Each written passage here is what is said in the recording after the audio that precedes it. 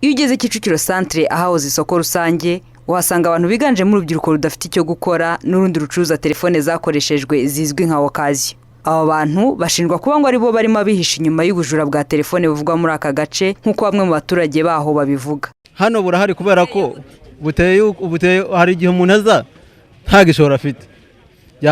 Kuba kabari abantu benshi buri wese akaza ashikuza telefone y'umuntu yirukanka, polisi yakaza abantu bakirukanka, umuntu akiyirukanganye telefone y'umuntu ntigaruke gutyo nyine n'ubwo bujura buhari. Mu buryo abantu baba bafite timu y'abajura ugasanga bafata nk'umukiriya uje gusha telefone cyangwa wenda n'ibindi bintu hano kuri iri soko, ubundi hakabaho ikintu cyo guhinduranya.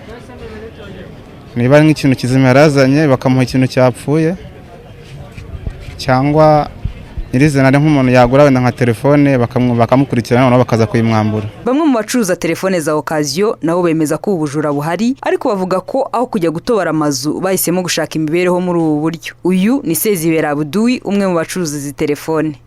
Nyine ibyo ngibyo byo byakurura ubujura, ariko gukurura ubujura kugira ngo ujye kwibupfumura amazu waza ugashora ibyo bibiri byawe ukabona igihumbi cyo kugira ngo ugende umeze neza. Biragoye kubona abantu bavuga ko bibwe muri ubu buryo, ariko bamwe mu baturage bavuga ko impamvu ubujura budacika ari uko abukora bafitanye ubucuti n'abashinzwe umutekano ku buryo hagize umuntu uhohoterwa atabasha kubona ubutabazi bwihuse. Gusa umuvugizi wa polisi y'u Rwanda mu mujyi wa Kigali Superintendent Emmanuel Hitayezu avuga ko iki kibazo bagiye kugikorera iperereza ryimbitse kugira ngo harebwe icyakorwa ngo ubu bujura bucike.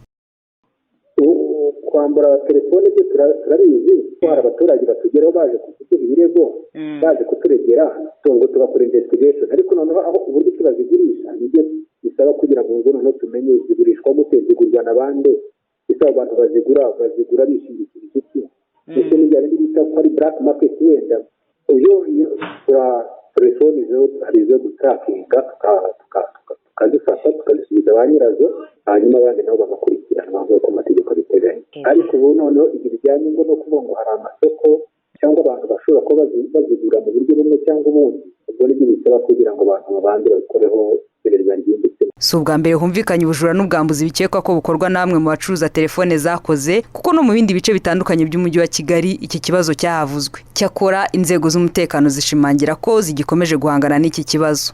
Liliane Kariza, Royal TV.